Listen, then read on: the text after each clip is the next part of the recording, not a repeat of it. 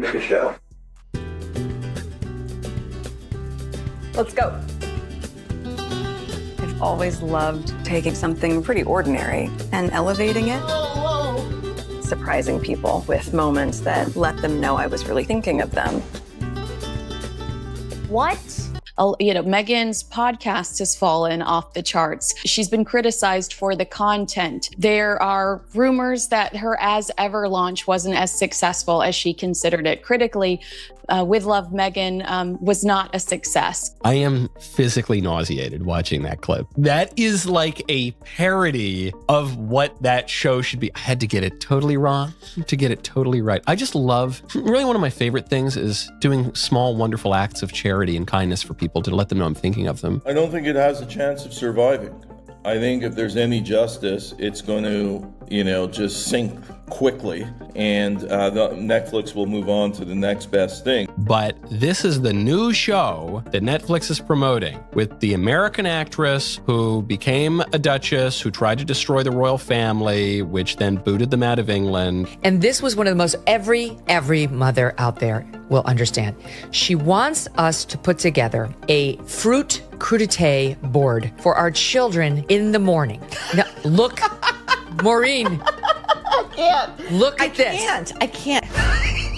She is doing a cooking show on Netflix. I only watched 5 seconds of it, and I thought she was going to cut her wrist by trying to zest a lemon. This girl has never been in the kitchen in her life. It was meant to be her triumphant return to the spotlight. But instead of applause, Meghan Markle was hit with a wave of backlash that shook the palace PR machine. Her new Netflix series didn't just stumble out of the gate, it went viral for all the wrong reasons. Critics slammed it as unwatchable. Fans couldn't even finish the first episode, and behind the scenes, the drama was just beginning. That's why a lot of these celebrities that start these things, they can't keep up. Like the Meghan Markle. When Netflix rolled out with Love Meghan, insiders promised something groundbreaking, a raw, unfiltered look into Meghan's world, her thoughts, her pain, her truth. But the moment it aired, reality hit hard. Viewers didn't see authenticity. They saw a painfully scripted production packed with self-praise and slow pacing. Critics didn't hold back, calling it boring, tone-deaf, and oddly hollow. Within hours, it was trending, but for all the wrong reasons. Meghan Markle to the TV industry, it's lowering the values, it's lowering the brand of Netflix, and it's wasting all of our time. Social media went savage. Viewers tore into the show, blasting the long-winded monologues, the awkward emotional beats, and scenes that felt more like polished PR than personal truth. One viral comment nailed the sentiment. This isn't a documentary, it's a vanity project with a Netflix budget. That line alone was shared thousands of times, and it stuck. Ouch. Look at how much honey we have. Do you believe in magic? We're not in the pursuit of perfection. Woke us all up. We're in the pursuit of joy. Love is in the details. I have to do it totally wrong To get it totally right. And then it got worse. Viewership nosedived after just one episode. The retention rate was so low, analysts ranked it among Netflix's most embarrassing debuts in recent memory. Meghan's team rushed into damage control, trying to spin the story, but the backlash was already unstoppable. And the wild part? The performance itself wasn't even what had people talking the most. We're at Soho House, Toronto, which is basically TIG headquarters for me. I write my stories here, I take my meetings here, and it's kind of amazing because all over the world, if I'm traveling, Soho House can still be home base. You'll make yourself cry. Oh, I do that so well. Oh my God, it's crazy. You're like, Meghan, 1 tear, left eye, go. Give me 3 seconds. As the firestorm grew, the focus shifted, straight onto Meghan's on-screen tears. One especially dramatic scene showed her wiping away tears while reflecting on her struggles with fame. But audiences weren't buying it. TikTok lit up with parody clips, roasting the moment as Oscar-worthy, and not as a compliment. The internet wasn't moved, it was entertained. Do you think you'll be married forever? Yes. I have a letter. He's also a fox, if you haven't noticed. My husband's very, very handsome. But his heart is even more beautiful. Something's up here. See that little shoulder shrug when she said yes? Yes, yes. Did you hear how high her voice was when she said yes? Yes. When we're stressed, our larynx closes up a little bit and our voice tone gets a little bit higher. That's why the pitch of the S is so high. Then came the experts. Body language analysts started breaking down Meghan's performance frame by frame, questioning whether the tears were real or rehearsed. Viral threads accused her of faking vulnerability, not showing it. One brutal commentator put it bluntly, "It felt like she was trying to cry on cue and missed the cue." And that kind of reaction? It doesn't just sting, it sticks. She's allegedly wearing no makeup. Meanwhile, she's got like the perfect blowout. Like she's completely camera ready. And she also is pretending that she's crying. There isn't a tear in sight. It's an actor's trick. And it wasn't just social media turning cold. Major media outlets started echoing the same suspicion that Meghan wasn't telling her story. She was rebranding. Headlines used words like performative, calculated, and emotionally manipulative. What was supposed to be a raw, relatable look inside her life quickly unraveled into a textbook case of overproduced self-marketing. And just when it felt like things couldn't spiral any further, her podcast came back into the spotlight. And through it all, I'm building a business of my own and getting all sorts of practical advice along the way that I'm very excited to share with you. So join me for Confessions of a Female Founder from Lemonada Media, which, by the way, is also female-founded. Launching April 8th, wherever you get your podcasts. While with Love, Meghan was sinking on Netflix, another storm was quietly building, this time around her once-hyped podcast archetypes. Marketed as a bold deep dive into female identity and stereotypes, the show promised powerful conversations with influential women. But behind the polished promos and sleek branding, the cracks were already showing, and fast. If I had to write a resume, I don't know what I'd call myself. I think it speaks to this chapter many of us find ourselves in, where none of us are one note. But I believe all the notes I am playing are part of the same song. Then came the bombshell reports. Allegations resurfaced claiming Meghan wasn't even present for parts of the podcast recordings. Producers had allegedly pieced together interviews to make it sound like she was there. Listeners caught on quick, noticing choppy transitions, mismatched audio quality, and moments that felt downright fake. One brutal review summed it up. It's like a podcast stitched together by ghost hosts. Enough for Bill Simmons over at the Ringer podcast, which was acquired by Spotify, to call Harry and Meghan, quote, a fucking grifter on his latest podcast. Here's what he had to say. I wish I had been involved in the Meghan and Harry leave Spotify negotiation. The grifters. That's the podcast we should have launched with them. Then came the Spotify fallout. After signing a multi-million-dollar deal, the streaming giant pulled the plug. On paper, it was a mutual decision. Behind closed doors, a different story. Insiders claimed Spotify execs were fed up, calling the show aimless, the process frustrating, and Meghan's creative direction totally disconnected. Her team scrambled to spin it, but the hit to her media credibility was done. And shockingly, the biggest controversy wasn't even about the content. It was about the title she used to sell it. Zoom in here and it says, with the compliments of Her Royal Highness, the Duchess of Sussex. That is a title that was stripped from her when she and Harry made their whole racism debacle and left the UK, left their royal duties, and moved to the US to bug all of us. She's using it in private with her friends. That's even weirder than if they were still trying to milk the titles in public. That is just like all the confirmation that I need that this woman is just obsessed with being a royal, that is all this was all about. That she's angry that she screwed the pooch by claiming racism and basically getting kicked out of the family. She just can't give up the HRH titles that quickly. Like, this is literally what she has always wanted. Even after stepping back from royal duties, Meghan's brand was still leaning hard on her old titles. And that's where things got legally messy. In promo after promo for both the Netflix series and the podcast, she was billed as the Duchess of Sussex.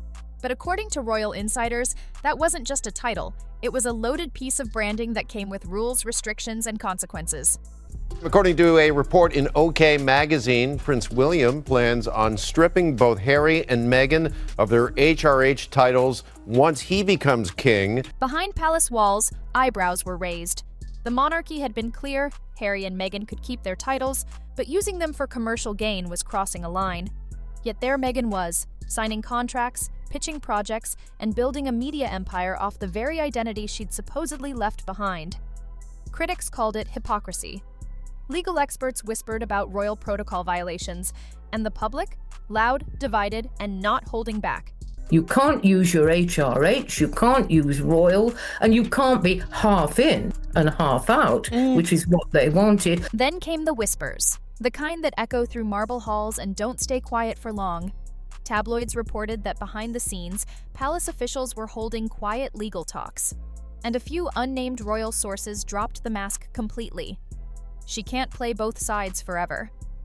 Coming from the very institution she once escaped, that kind of language meant only one thing. The palace was done playing nice. Meghan wasn't just battling bad press anymore, she was staring down real legal heat. But just as the pressure hit its peak, an older, even more explosive rumor came roaring back. And this one had never really gone away.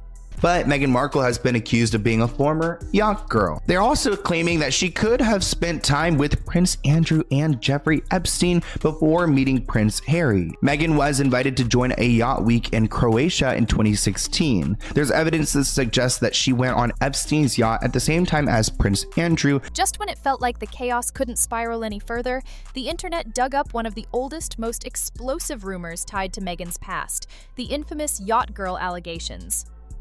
For years, these whispers lurked in online forums, painting a picture of a pre-royalty lifestyle filled with private yachts, elite parties, and mysterious power players. But after the Netflix fallout, the rumor mill didn't just restart, it erupted.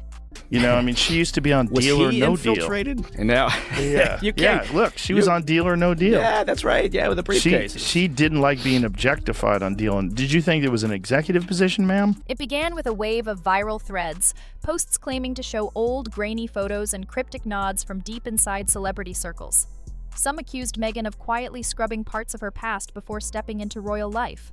Others went further, spinning wild theories about secret relationships and shadowy benefactors. None of it was confirmed, but that didn't matter. On X and TikTok, the hashtag #YachtGirl theory exploded overnight, dragging the rumor into full-blown internet obsession. A lot of people, Meghan Markle was also in the Soho House. They said that she was a girl that was hired to walk VIPs and fill out the red carpets and stuff like that, you know. They hope to become actresses. They hope to become any type of celebrity, and they will do anything. To her credit, Meghan has never publicly addressed the yacht girl rumors. But that silence, it only made the internet dig deeper. Her supporters called it a smear campaign designed to tear down her credibility. Others claimed she was carefully curating her image, quietly hiding truths that didn't fit the brand.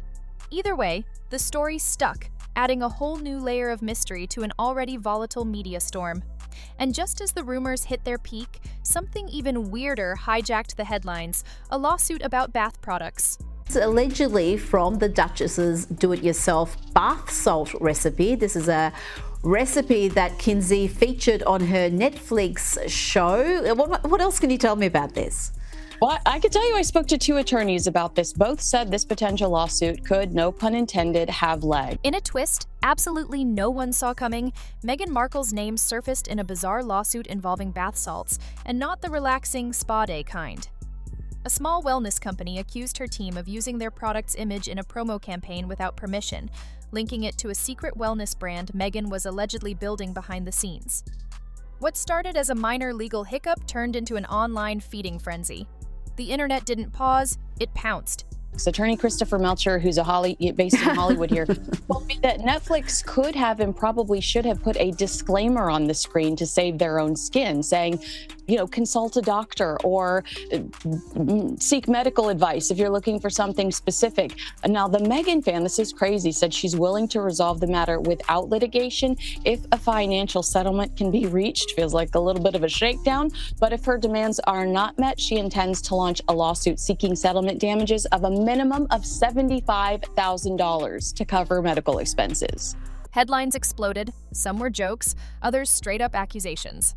Was Meghan secretly launching a beauty empire? Or was this just another last-ditch rebrand in the middle of her media collapse?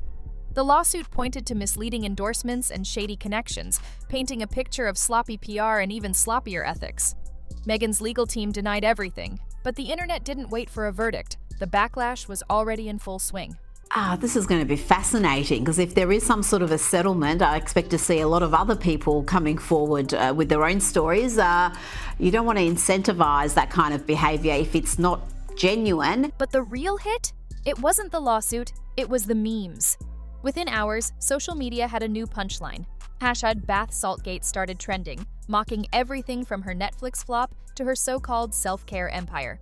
For someone trying to control the narrative, this was a total meltdown.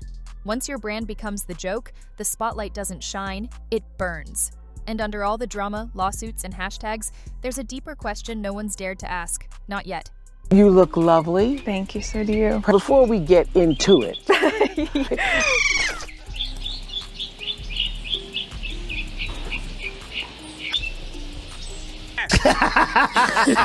Meghan Markle built her entire media empire on one thing: reinvention.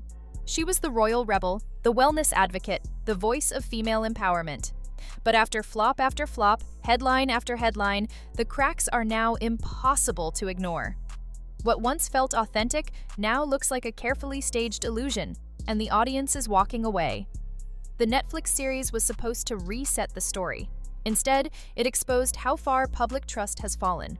The podcast? Dead. Legal heat? Still burning. And the scandals, both real and whispered, just keep piling up. This isn't a PR hiccup anymore. It's a full-blown credibility crisis. So what happens if the Meghan Markle machine finally stops?